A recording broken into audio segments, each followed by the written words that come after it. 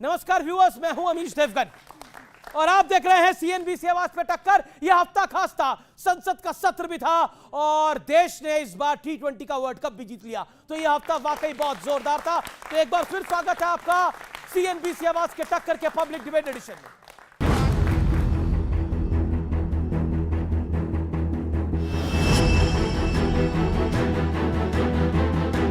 18वीं लोकसभा का पहला संसद सत्र और उम्मीद के मुताबिक जोरदार हंगामा, वार और पलटवार, क्योंकि बीजेपी ने कांग्रेस पर आरोप लगाए हैं कि राहुल गांधी देश के हिंदुओं को बदनाम करने की कोशिश कर रहे हैं। जो लोग अपने आप को हिंदू कहते हैं वो 24 घंटा हिंसा हिंसा हिंसा, नफरत नफरत नफरत। आप हिंदू हो ही नहीं। ये कहां गया?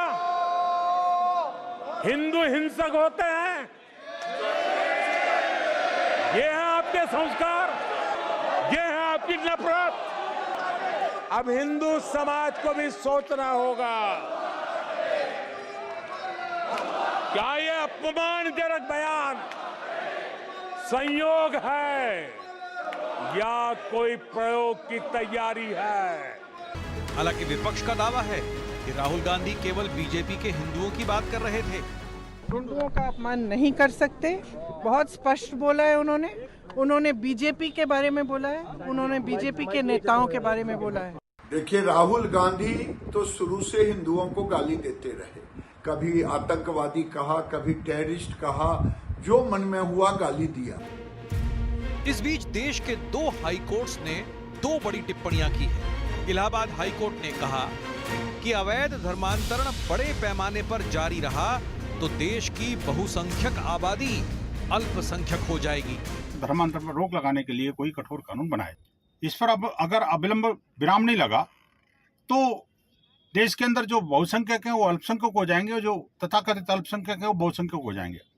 जो लोग भी धर्मांतरण का काम कराते हैं वो लोग कुछ ऐसे लोग हैं जो छुपे हुए हैं, मगर अवामी एतबार से ऐसा कोई काम यहाँ पर नहीं हो रहा है धर्मांतरण का। इसके अलावा झारखंड हाई कोर्ट ने कहा कि घुसपैठियों का भारत में प्रवेश रोकना होगा। बांग्लादेशी घुसपैठिए झारखंड की जमीन पर रह रहे हैं। राज्य सरकार को घुसपैठियों की पहचान कर उन्हें वापस भेजना होगा। बांग्लादेश लोग को यहाँ आना, फिर हमारे ट्राइबल बेटियां हैं उनके साथ फिर शादी करना, फिर यहाँ के लोग, फिर उनके संपत्ति पे नज़र, कुल मिला कह सकते हैं ये देश हित में नहीं। लेकिन आज का सबसे बड़ा सवाल है कि क्या वाकई देश की बहुसंख्यक आबादी के खिलाफ सोचा समझा सियासी प्रयोग हो रहा है?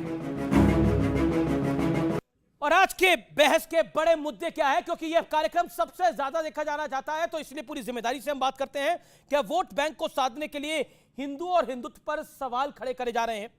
विपक्ष चुनाव में हारा तो मोदी के खिलाफ एक भ्रमजाल का सहारा लिया जा रहा है, क्योंकि अग्निवीर से लेकर किसानों के ऊपर एक भ्रम फैलाने का प्रयास हुआ और जो कि एक्सपोज भी हुआ बीते एक हफ्ते के अंदर।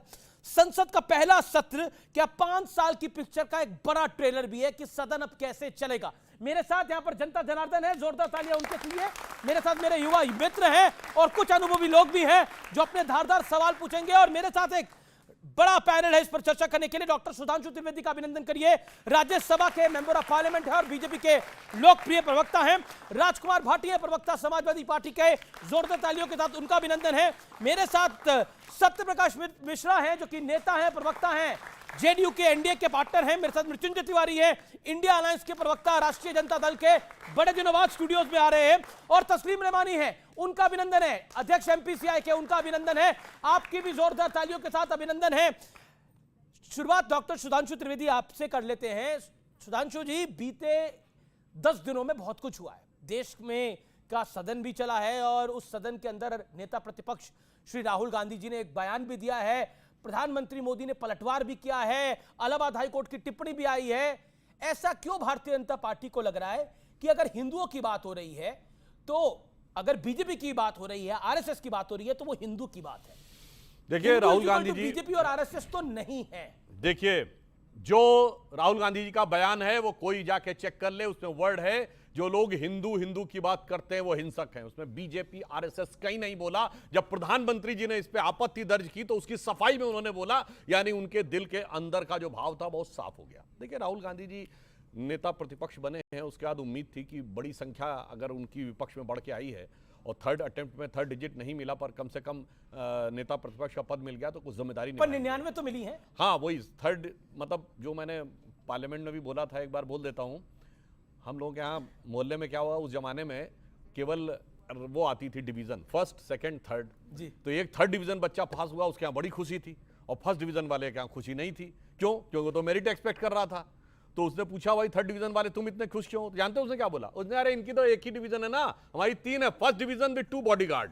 तो कांग्रेस की स्थिति इस समय यह है कि वो फर्स्ट डिवीजन विद 2 बॉडीगार्ड्स को लेकर बहुत खुश है। मगर मैं एक बात कहना चाहता हूं, सदन के पटल पे खड़े होकर आप झूठ बोलेंगे। नंबर 1, उन्होंने कहा एमएसपी नहीं दी जा रही है। कृषि मंत्री ने तुरंत खड़े होकर कहा कि एमएसपी 2.5 गुना बढ़ी, और भी लेटेस्ट एमएसपी नहीं दी जा रही जैसा वक्तव्य आप सदन के पटल पे खड़े होकर कैसे बोल सकते? दूसरा, उन्होंने कहा अग्निवीर को कोई मुआवजा नहीं मिला। रक्षा मंत्री जी ने खड़े होकर कहा कि 1 करोड़ मुआवजा मिला। उसके बाद उन्होंने फिर वो ट्वीट किया, सेना का क्लैरिफिकेशन आ गया।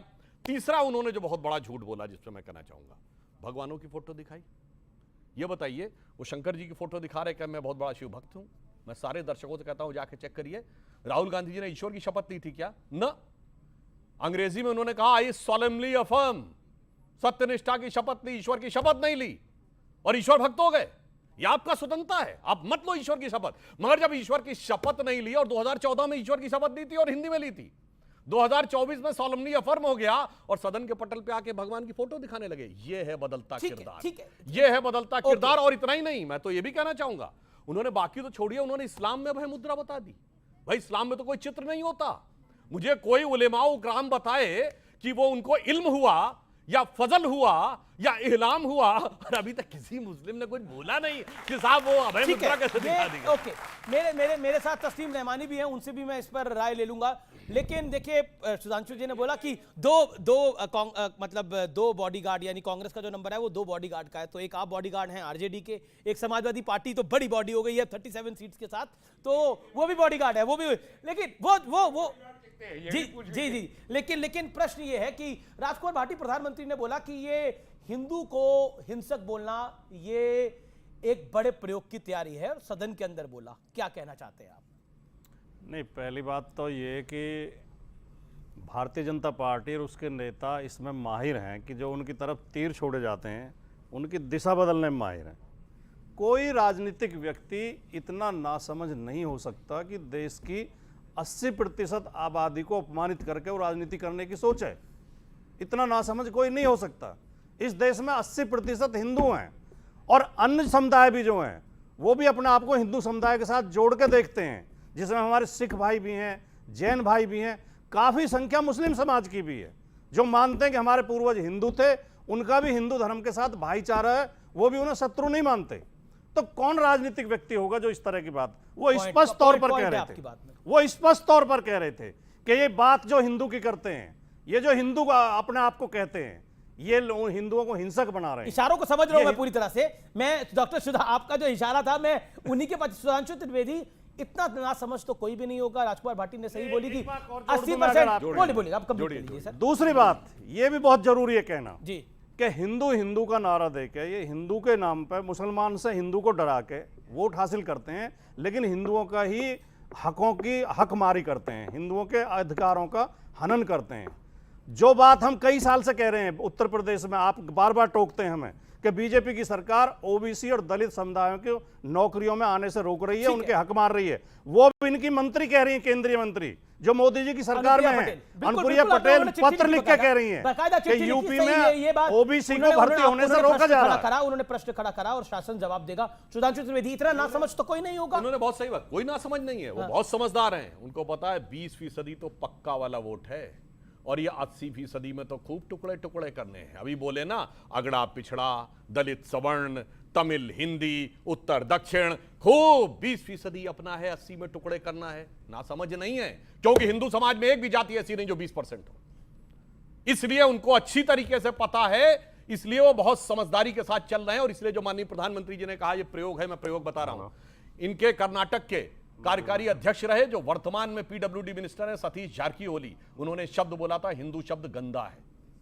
इनके यात्रा में जो भारत जोड़ो यात्रा थी, तमिलनाडु में एक ऐसे पादरी शामिल हुए थे जिनका नाम है जॉर्ज पुनैया, जिन्होंने कहा है कि मैं जूते इसलिए पहनता हूं कि भारत की धरती को पवित्र मानता हूं। इनकी सबसे बड़ी दक्षिण भारत की गठबंधन सहयोगी ने क्या कॉन्फ्रेंस की, इरेडिकेशन ऑफ सनातन धर्म, यानी हिंदू धर्म का समूल नाश। फर्रुखाबाद में इनकी कैंडिडेट ने क्या कहा, वोट जिहाद।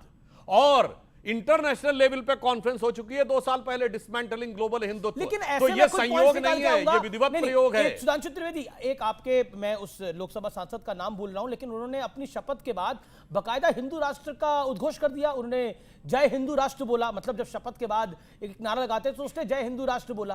तो कुछ विडंबना इनके यहां भी हो सकती है, लेकिन गलती तो सबके यहां हो सकती है। छोटी सी बरेली के सांसद है, मुझे ध्यान में आ गया, बरेली के सांसद सिंह गंगवार थे जी, बरेली के सांसद, बरेली के सांसद छत्रपाल सिंह गंगवार थे। मगर मैं तो यहां ये कहना चाहूंगा, हिंदू शब्द यहां का है, राष्ट्र शब्द यहां का मत, जय फिलिस्तीन। भाई बाहर के देश पे जय फिलिस्तीन, और मैं जय फिलिस्तीन भी ऐसे नहीं बोला, सुनिए, ओवैसी ने हवा में नहीं बोला। कांग्रेस पार्टी ने सीडब्ल्यूसी में इजराइल हमास की लड़ाई में फिलिस्तीन के पक्ष में प्रस्ताव पारित किया। ठीक है, आपने यू मेड योर पॉइंट जी। नहीं, दूसरी बात सुनिए, जी, जी। सोनिया गांधी ने आर्टिकल्स लिखे फिलिस्तीन के पक्ष में, इजराइल हमास के संदर्भ में। प्रियंका गांधी का ट्वीट है, अगर अंतरराष्ट्रीय विचारों पे है तो क्या चीन ताइवान के ऊपर कोई आर्टिकल आपने देखा है, कोई सीडब्ल्यूसी का प्रस्ताव देखा है? कभी कुवैत और ये बड़ा विषय हो जाएगा और इंटरनेशनल विषय हो जाएगा। मैं कहता हूं कि हम विषय पर आ जाते। नहीं, जी, मुझे पता है आप अंतरराष्ट्रीय मामलों के जानकार हो, आप इस पे बोलना चाहोगे। लेकिन मृत्युंजय तिवारी, ये क्या हो रहा है, ये क्यों हो रहा है और किस लिए हो रहा है? आप भी हिंदू हैं, हिंसक तो कहीं से नहीं है भैया। देखिए अमीश जी, बीजेपी का कहीं पर निगाह है, कहीं पर निशाना, और आपकी? हमारा तो सीधा निशाना है कि देश को संवारना है, देश को सजाना है, देश को बनाना है। ये हिंदू हिंदू हिंदू भगवान राम का नाम जपते रहे, अयोध्या का हमने मंदिर बना दिया, हो गया क्या? देखिए सब चीज का एक सीमा है, उस सीमा को पार करने के बाद फिर धैर्य जो है लोगों का जवाब दिया। सीमा हैदर भी सीमा पार करके यहीं नहीं, देखिए कोई भी सीमा हिंदू इसलिए हिंसक हो ही नहीं सकता, न कोई हिंदुस्तान का व्यक्ति बोल सकता है। अरे तो महाराज ये राहुल जी को समझाइए। हम तो कह रहे, दुनिया में कहा जाता है सारे जहां से अच्छा हिंदुस्तान हमारा, ये हिंदुओं के बल पर कहा जाता है। अब सुधांशु जी कह रहे थे इनके विद्वता पर कोई सवाल नहीं है, लेकिन विचारधारा पर सवाल खड़े हम करेंगे। सवाल यह है कि आप राहुल गांधी जी क्या कह रहे हैं कि अहिंसा से देश चलेगा, ये देश गांधी जी के रास्ते पर चलेगा, ये देश गोडसे के रास्ते पर नहीं चल सकता है। अगर ये कहा जा रहा है कि तो सही था, उन्होंने बोला हिंदू का मतलब अहिंसा, अहिंसा, हिंसा, यही उन्होंने बोला। देखिए राहुल